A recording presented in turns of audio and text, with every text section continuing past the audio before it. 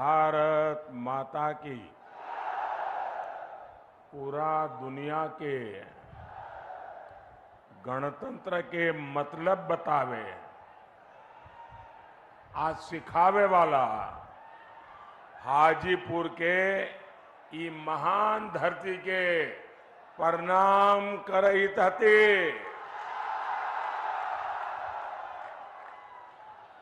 आज देश में चौथे चरण के लिए मतदान हो रहा है। मेरा सभी मतदाताओं से अनुरोध है कि वो ज्यादा से ज्यादा वोटिंग करें।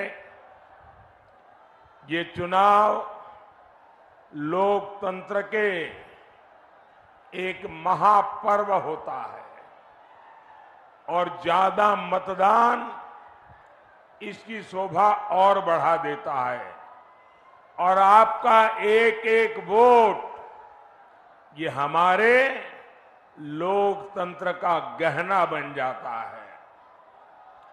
साथियों, ये भगवान महावीर की धरती है, ये भगवान बुद्ध की धरती है, ये वो धरती है जहां लोकतंत्र की भी जड़ें हैं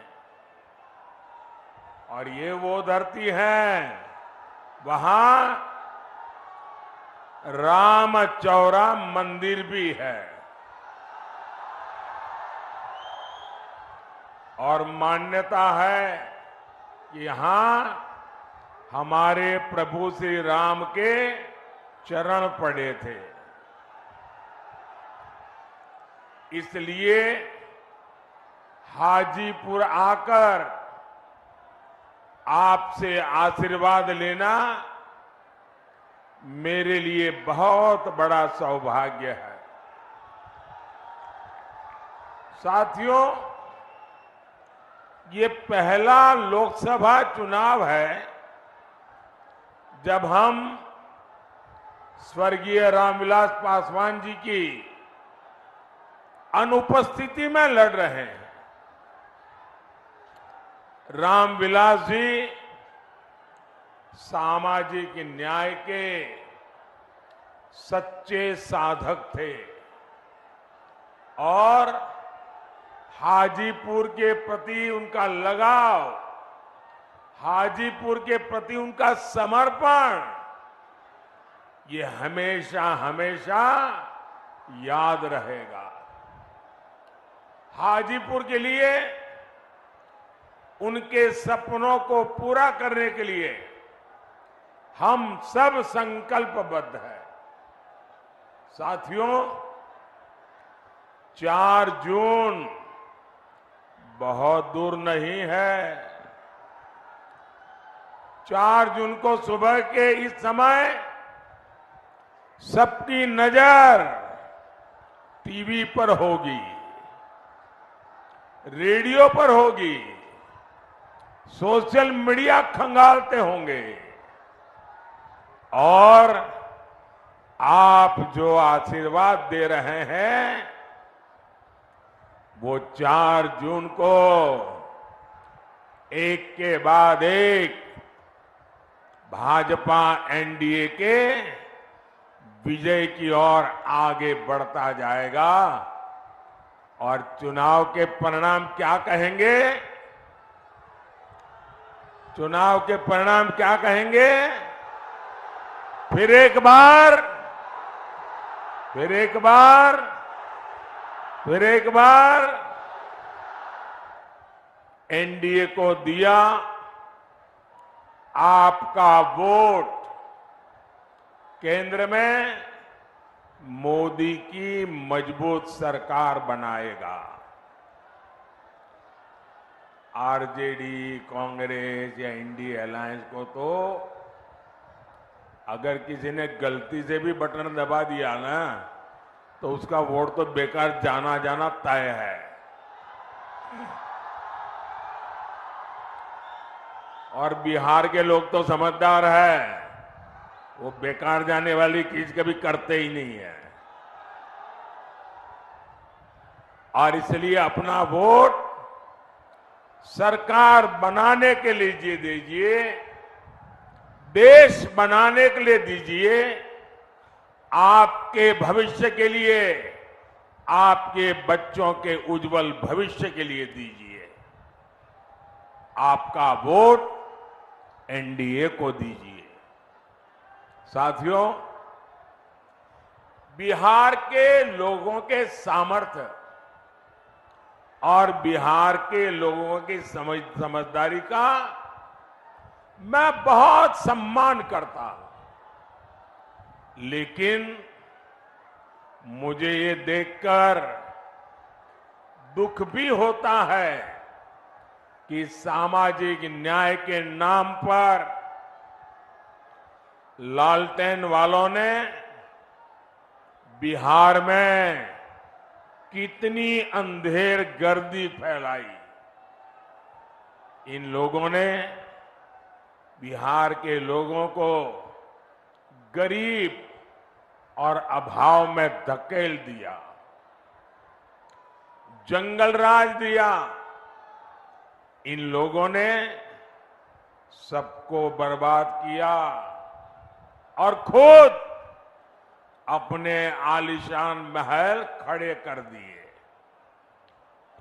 क्या ऐसे लोग बिहार का कभी भी भला कर सकते हैं क्या? कर सकते हैं क्या?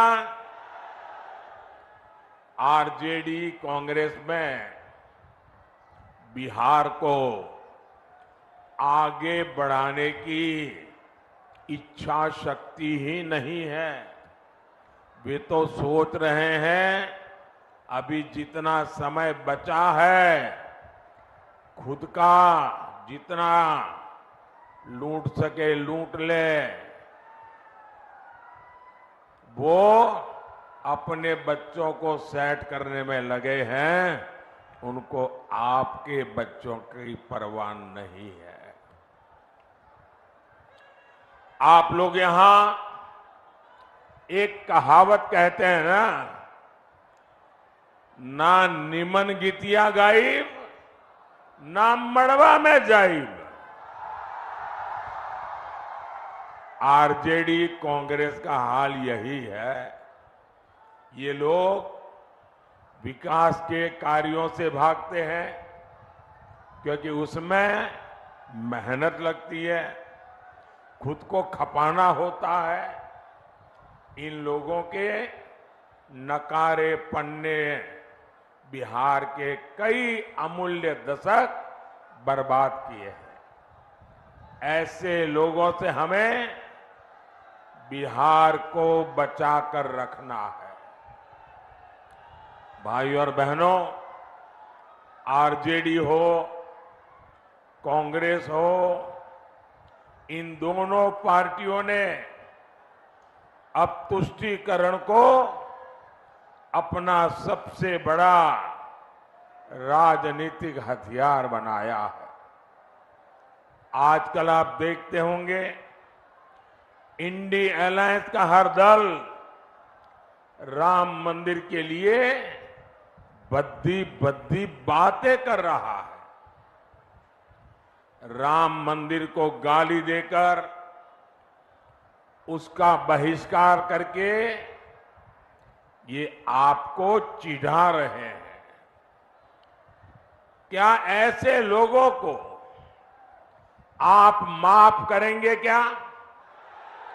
ऐसे लोगों को कोई माफ कर सकता है क्या?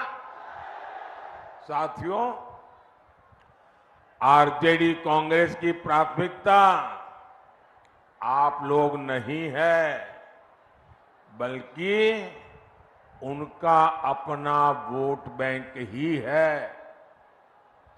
अभी आपने सुना होगा बिहार में जंगल राज लाने वाले जो व्यक्ति है, जो चारा घोटाले में अदालत ने सजा की हुई है, गुनहगार माना है, उन्होंने अभी अभी एक बयान दिया।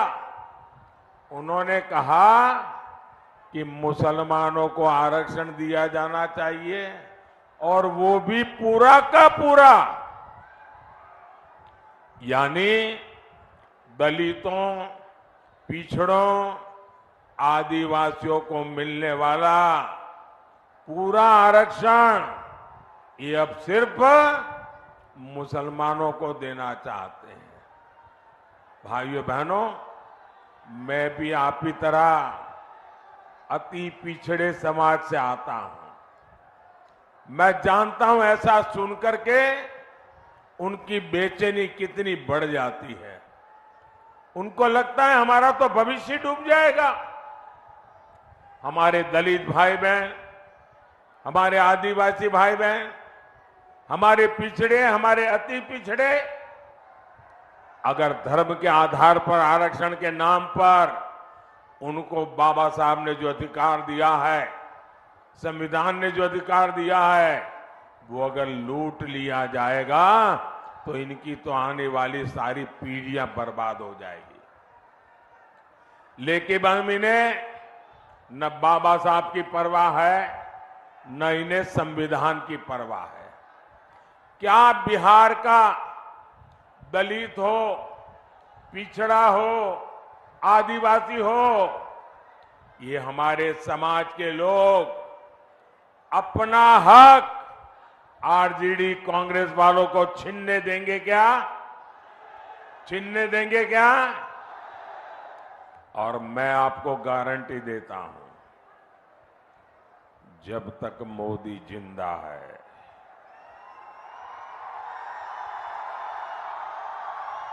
ये आपके अधिकारों पर डाका नहीं डाल सकते। ये आपके आरक्षण को छीन नहीं सकते।